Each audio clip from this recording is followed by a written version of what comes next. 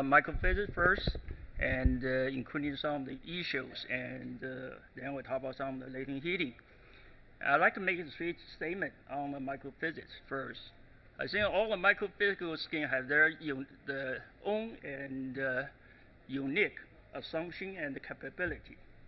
And I think you need to run the model and evaluate the model performance over the large range of the calc and the precipitating system.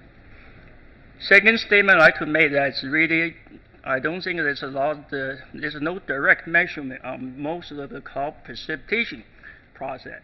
Okay, for example, it's difficult to measure some rhyming, and the other one, last one, is all the microphysics is still parameterization.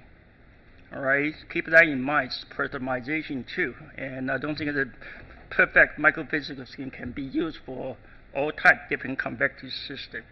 And we do have a cloud library, and a lot of some of the model development and the cases being in that library. This one is showing some of the cloud microphysics, okay, on the Earth science system.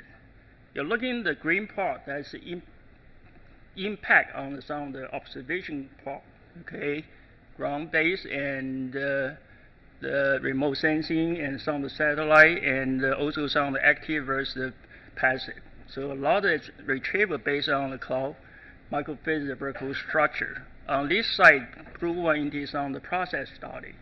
Okay, so again indicates the importance of the cloud microphysics, especially I think in the hydrological cycle and the water energy budget. And I think what most important is what the rain fall to the ground. That's the most important thing. This one shows some, I think this is some of the main issues for the microphysical process. Okay, I think the first one is probably you heard that already, and what is the main characteristic, and in terms of different temperature and the similarity on the different type of microphysics. Okay, what the 1 moment, 2 moments, 3 moment spectrum be microphysics, and probably you heard something in the model resolution dependent on the microphysics. And again, the other one, what is the main method to evaluate? And I'd like to make point here is you typically probably not that difficult, okay, relatively to evaluate model performance. Difficult part is to improve microphysics, okay, after evaluation. And again, that's what the main issue on intercomparison, because we do see a lot of intercomparison paper this day, and I show a couple examples when you do the model intercomparison. The last one is uncertainty on certain microphysical processes. So this is our diagram, and we review probably more than 120 papers, and starting in the early 80s, right, in terms of ice process development and evaluation, and you're looking at some of the papers, and also what the type model you're using, and microphysics you're using, and resolution, and also how long the model integration, and what's the paper there, what's the cases, okay, they're using. Again, there's a continue to do that, and if you're interested, you can find that paper we just published last year on the JGR. Based on those papers, okay, we probably can summarize what type of microphysical scheme you have. And I think the first you call it 1 moment, that's only predict the mass. And the second moment is you can predict number concentration. And right now, it probably has 2. The scheme have the ability to do 3 moments. That's including the radar reflectivity as part of the prognostic equation. Again, some of the microphysical scheme can be straight ice scheme, but again, most of the dominant the ice scheme still is the straight ice scheme, cloud ice, snow, and the grapple. But I think a couple scheme can change the grapple to hail. And again, probably only have straightforward ice scheme, and I think you heard that Andrew talk about the P3 scheme, and that's straight cold water, rain, and ice. Cloud ice is the 2 moments. And he added 2 additional prognostic equations. One is ice from rhyming and the bulk rhyming volume. So this is probably can summarize. Of course, there's another more sophisticated microphysics called the beam microphysics, and you don't have the hydrometering, the site distribution, and using the 43 different beam. Okay, and again have 8 different cloud species. So again, this is very expensive. We estimate probably close to 200 times more expensive on a typical 1 moment bulk scheme. But this is still a lot. We still can use the spectrum beam microphysics to improve the bulk schemes. Just to show one example here. You can read observation. This is very typical of classical score line. You have deep convective core, very nice melting band behind. The beam micro doing very, very well, capture those events. The bulk scheme have a lot of problems. So we based on this, so we're looking into the assumption used in the bulk scheme. So we reduce the evaporation, also change some of the fall speed. And it's not perfect, okay, but we do see some improvement from here to here. So this is just one example, okay. We can use the more sophisticated, expensive microphysics to improve the simple bulk scheme. However, the beam microphysics is not perfect either. Even sophisticated, I mentioned earlier, it's still some kind of optimization. Okay, so this is Xiaowenli in the group. You're looking using some of the three different type observation to evaluate model performance. You're looking from the ground-based C-band, radar reflectivity, CFAT. This is from the train, the PR. So one is from the looking up, one is looking down, and this 85 gigahertz. Okay, the cooler temperature in 85 gigahertz indicate large ice particle. So she ran just doesn't change anything, just run the beam microphysics. And I think clearly you can see probably the model still produce too much the ice particle and it be too cold temperature.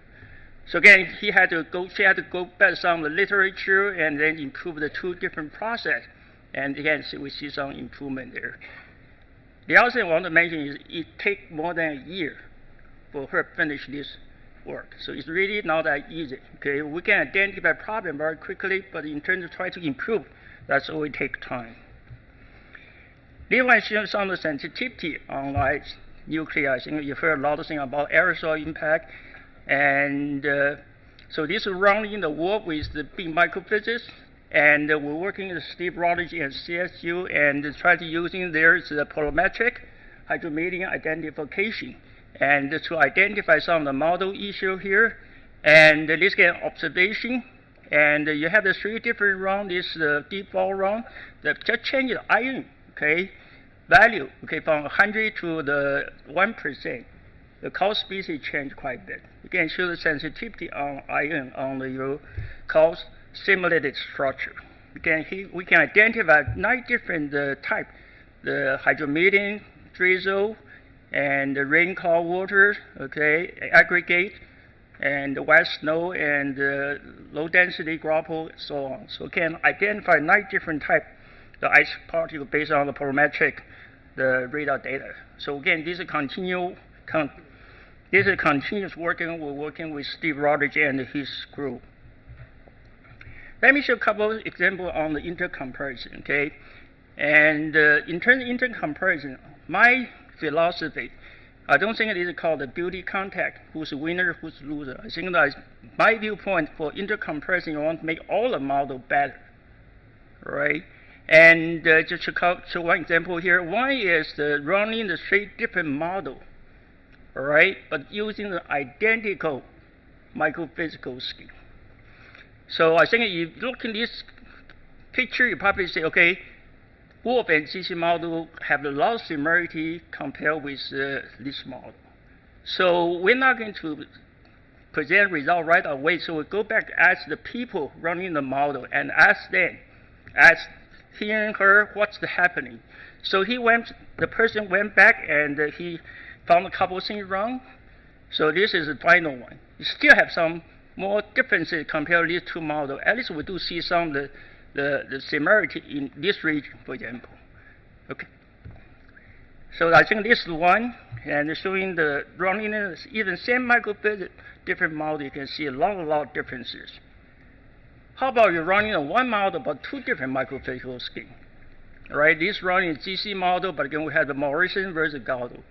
So you do see more similarity compared with the previous comparison.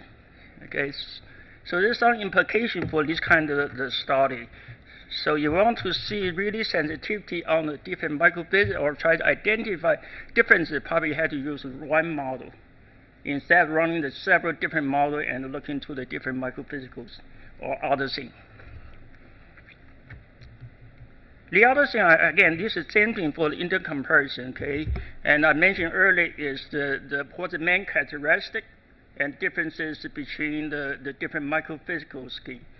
This observation, the CFAT, you're looking at the radar reflectivity here. This is height. So this is 4-eye scheme. We're running, again, model doing very well. But if we run in the grapple, 3 eyes with grapple, you do see a big difference there. Again, the default in the warp is the Morrison scheme with grapple. So we're working with the hills, and then we change to the hail. Now you see much better comparison. So again, that's when you do the model intercomparison, you want to make all the, all the predetermined parameters as close as possible in order to do fail. Again, these 3 different schemes, they do not have the hail. So again, I already talked with Greg Thompson a long time ago, so it's difficult to modify his scheme have the hail, at least for that time. Again, we're working with WSM16 very closely. They send one person in the group for summer, and now they have a 4-eye scheme option now. Again, this is another thing. This is the snow event. Again, we want to continue to see what's the difference, because I probably didn't mention that usually when we do the model, the development, we like to test very different the cases, okay, in a different environment.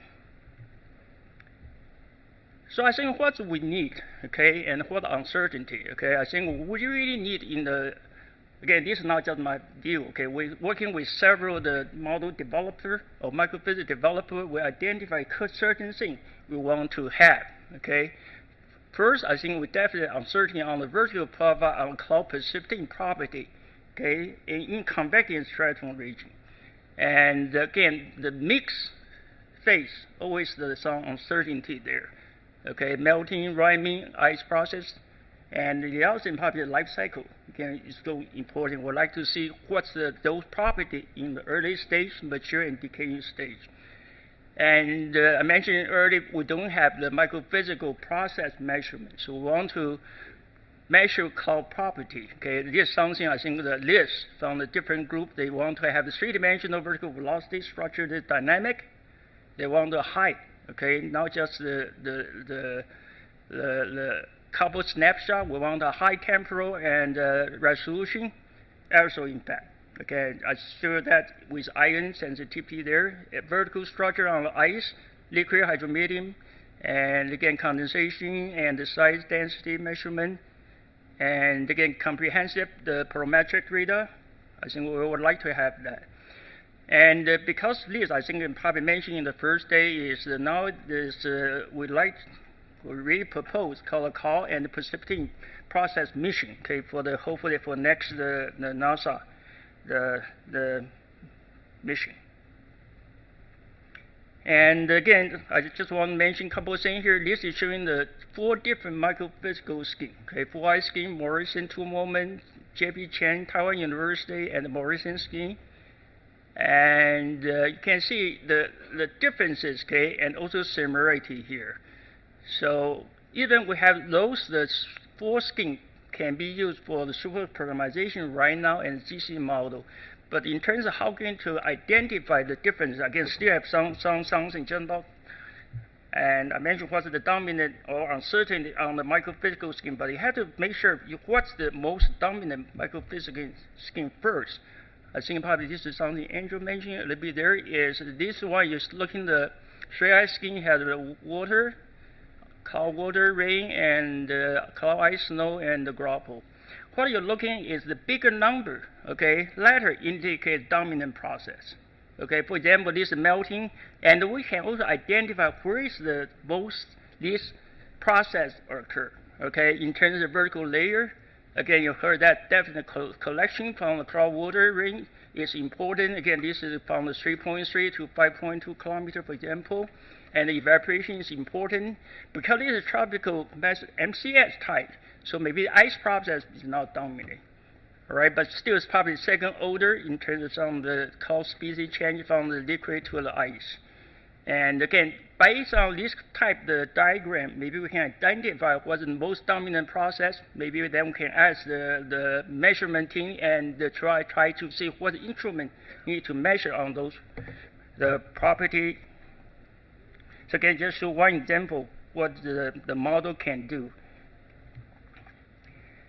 So let me change the second topic on the trend and the latent heating, and now we have the GPM, Global Precipitation Mission, and this is if you're interested on some of the trend application, we do have called the trend diabatic heating, special collection, and probably in the Journal of Climate. And this paper shows some of the highlight from the application and shows some of what are the trend latent heating products. So I'm probably going to give some brief discussion how we're going to derive trend latent heating and how can we do the trend latent heating, validate that product, and then shows what the GPM latent heating product would be. And I think by September this year, we should have the version 1 on the GPM latent heating product available. Again, the latent heating also cannot measure, so we have to use the model to do that. And using the model result to build our lookup table, and this is very standard. The temperature, the equation, and again your AD transfer, condensation, evaporation, some of the freezing, melting, and also the deposition. And in using this equation, we can estimate what is the vertical profile related to this diagram. So you have to see the latent heating is dominant term, and again radiation also important, but uniformly. And the interesting is large AD or cloud AD transfer is really trying to reduce the latent heating and also make the final Q1 is very smooth. So really just redistribute vertically and make the latent heating structure smooth. And one thing we can do that, if you look in the integrate Q1 minus QR, okay, vertically and horizontally, you get really what we can measure on the precipitation at the surface and also the sensible heat fluxes. So we can use this to do another way to do validation. And of course, you can using sounding estimates. You can find online the landmark paper on 73. You can use the sounding estimate. Also can estimate Q1. So we can use the retrieve the Q1 versus the sounding estimate Q1 for validation. Right now, we have the two standard latent heating algorithms. First one called the spectrum latent heating, and developed in the Tokyo University, and this is called convection stratiform latent heating, developed at the Gardner.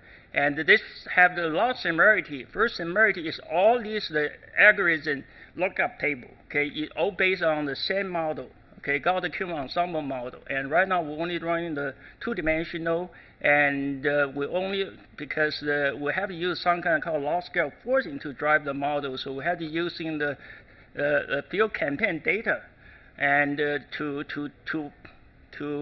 get all lookup table we need. And I can see their algorithm is based on the Toga Core active certified days, and they don't have anything related to the ocean over the land. CSH have the more 180 days for the ocean and 40 days in the land. Again, there's some other small differences here, but I think these are probably major differences in terms of the latent heating product from these two different algorithms. And this showing some of the standard product. And in terms of resolution, I think we have graded, and that's 0.5 degree by 0.5 degree, and 19 vertical layer, and this is monthly. And we do have instantaneous, okay, graded orbital data and then graded orbital. Okay, so we have the three different the latent heating product from the two different heating algorithms. And right now, this one we still call the research, but there's a lot of people using this product right now. Even we think this is still the research product. And this is the latent heating, and in terms of three different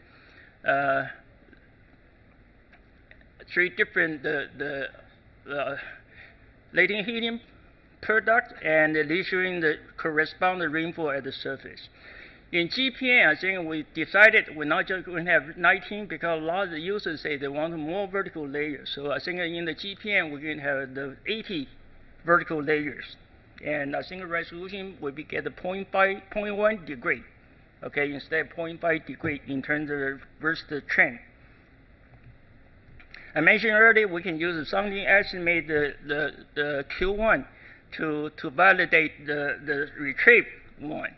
So this is dynamite over the north and south array, and you're looking at the black, that's the sounding estimate, red is CSH estimated. So again, see very, very close agreement. We do see some differences here, which try to figure out. And one thing interesting, I did not show that SLH, another heating algorithm, almost exactly, they have the same agreement with as CSH. I mentioned earlier because they both they do have, their algorithm is based on the Toga core, the sounding, the simulation. So I think this probably we can explain why there's a good difference, good similarity between the two different algorithms. Over the land, that's a different story, okay? And so right now, we try to figure out land. So if you're interested on using the product, I will probably strongly recommend you to use the latent heating from ocean only. So again, show some horizontal distribution on the latent heating. This is rainfall at the surface, and this is 7 kilometer level, 2 kilometer level. I think that in terms of the horizontal distribution, probably not surprisingly, it should be correspond to rainfall pretty well. High rain rate, you should get a high latent heating at upper troposphere. Okay, again, this is my 5 major the rainfall region in the Earth. The Africa and South American and ITCD, South Pacific ITCD, ITC, Indian Ocean, and Africa. Again, you can do see that as corresponds pretty well. In terms of low level, you do see some of the value reduced because evaporation cooling occur, and also some of the blue color that indicate the evaporation. So we can use this equation to validate the global latent heating product. So integrate this and get the rainfall at the surface, but we do not have the surface sensible heat fluxes. So this should be the overestimate. And again, if you look in these two there's a lot of similarity, but we do see some issue. For example, in this region, and I think the model does not have the shallow cloud, the latent heating as part of local up table. So we're working on that. So I think in the GPM version, we're going to correct that. This is showing some of the we call the beta version on the GPM, and this heating product also available right now. However, we decided not going to do any latent heating in the high latitude because we don't have a lookup table. Okay, so all the cases I showed earlier is simulation, and lookup table build up is based on the tropical event. But if you look at these two, the product GPM versus trend, a lot similarity. Okay, I think that's good news. Okay, and which suggests us this at least if you look in the algorithm product, they're doing pretty well. Okay, it's the same thing in the CSH. The only difference between the CSH and the SLH right now is we have probably too much shallow heating in the low troposphere right now. Okay, this version, the product available now. So I mentioned earlier, we do not have any high latitude. So we're going to do the sun snow event. We decided to have two different models. And so we're going to separate into one region, and we're going to increase some of the additional simulation high resolution to get a more shallow cloud. And this moves on the GC model side. On the cold event, we're going to run the snow event, and so again, I'll show a couple examples here. So this is something new. And the other thing I mentioned earlier is that right now they do not have the snow event also land region. So I think we already agreed we're going to use the cases and build a different lookup table. At least all the lookup table will be based on the same cases in these two algorithms. So these are 3 cases we decided to run first, and looking at radar observation, this is world model integration. And again, one's over the East Coast, most on the East Coast. If you're looking at the overall structure, I think the model doing pretty well. So this is a new algorithm. So we're going to decide a couple of things. In the tropical convection, most erect. You have convective core is from the surface to the upper troposphere, and you don't see much tilting for the frontal event, and you can see a lot of tilting, and so it's some of the convective stratum separation, and probably cannot use that. So we decided to consider additional information, all right? And again, we have to base on what satellite can tell us, because we have to use satellite data as input to derive latent heating. So based on satellite data, we can decide what we can use. We can using the freezing level height, for example, stone top height, 3-dimensional reflectivity on a different region. So we can use this, what the satellite observed, and use this information. We're looking at the model structure, looking at the heating structure, then we can build up called a lookup table. And right now we have probably more than 54 different level. Again, keep in mind the 2 kilometers right now. So we have the model, we can base on every 2 kilometers based on all this information and build up lookup table. Okay, the other thing is whenever we're doing that, we're going to do the sort of consistent check. When we mean the consistent check is you can use the model simulate the satellite observation, right? Then retrieve latent heating based on what we have lookup table. So we can get the retrieve latent heating here. Then we can using the model simulate latent heating. Okay, so again, it's consistent. Okay, it should be consistent. If not consistent, so I had to go back and to redesign the algorithm. So this is the first case. We want to do the consistent check. And the other thing is the GPN have cannot measure anything over 13 dBz. Okay, in the train it's 17 dBz threshold. So we're using that as a part of the constraint. So this is the radar reflectivity, and this is showing some of the latent heating from the New York simulation. And but this with the 13 dBz because the model we have that. So this is the old convective stratum, the convective stratum latent heating, and this new one. And again, the model, the retrieve latent heating doing pretty well in terms of overall structure, the maximum latent heating.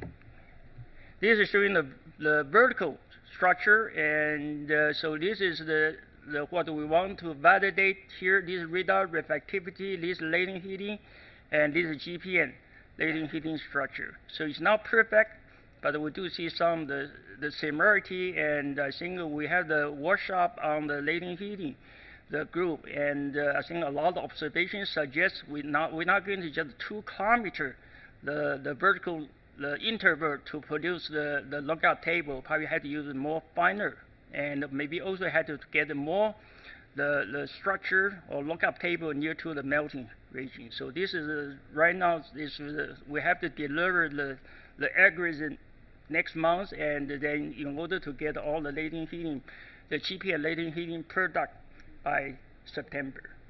And that's all. But again, my last one, I'd like to show you some of the, because we mentioned some of the resolution dependence here. This is world model integration, and this shows some of the diurnal variation in the mid latitude here, and this is some of the radar reflectivity here. And this is running the 1862, the nesting using the grill, and this 1862 camfish skin. This is BMJ, same resolution, and again we get the resolution to 18 by 6, 30 by 10. This is one domain, 1830 and 30 different cumulative polarization scheme. So again, based on this one, if you're looking at just the diurnal variation, okay, if you're running the high resolution, this one probably doesn't matter which the cumulative polarization scheme you use. All right, if the diurnal variation doing not that bad, you have the Rocky Mountain is about this rate, about this here. And 18 and 16, great. It'd be weaker, but still see the diurnal variation there. And 30 by 10 also not bad. Again, some differences. Once you get a coarse resolution, 18, 30, then it's much weaker here. I don't know that's relevant some of the discussion we have in the last couple of days. Okay, I think that's all, and thank you.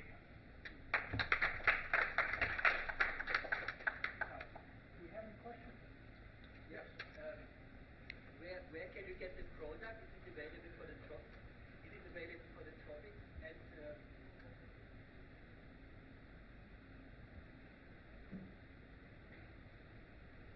As you say, the product, right? yes.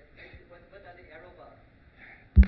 Error bar is we don't have. The error bar is based on the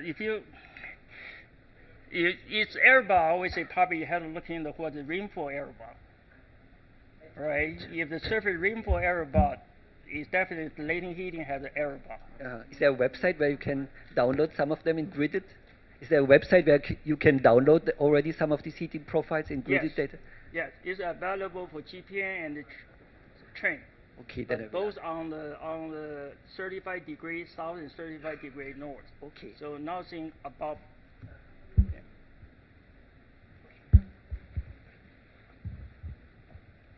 Hi, Tom. This very fascinating lecture. I was wondering that sometime back we were using TRMM 2A12 product, which is for different hydrometeor species, which was derived from the running a single column model and derived from the lookup table. But is there any latest version of 2A12 where we can get these different hydrometeor species derived from GPM or TRMM? Yeah, like cloud ice or invalidating particularly the sophisticated microphysics product in model. Talk to me and I can tell you that. Okay. We have a call library. We do have a lot of simulation we put into there, but some of these criteria we put the data there. One is we want to make sure the paper published, and we also have some observational results attached together. Right. Okay, this website is free, so anybody can log in. You only need to have your email address and your name, and then once you get there, you should have a list of the cases, and it can take a couple of days to get the data you want. And you mentioned the latent heat product is still not proper to use over the land. Still, I would say if you use land, maybe just be careful. You can use it, but definitely you can see the big difference between the two different algorithms. Thanks. We'd like to have the algorithm results close as possible. Right. Thank you. Any other questions?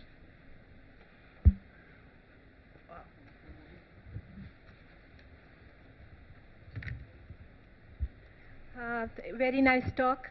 Thank you. And you have shown some of the results from the bin microphysics scheme, and comparing it with bulk schemes and calibrating the bulk scheme for the bin. I'm curious whether the schemes were coupled with the radiation, and what are the differences did you noticed when Yeah, Was we it coupled haven't- or not coupled then? Yeah, we haven't looked to the radiation yet. Yeah, I Okay. think this is the radiation has a lot of other issues. Okay, if you talk to me, I can show some of the issues. Okay, thank you. Okay, thank you.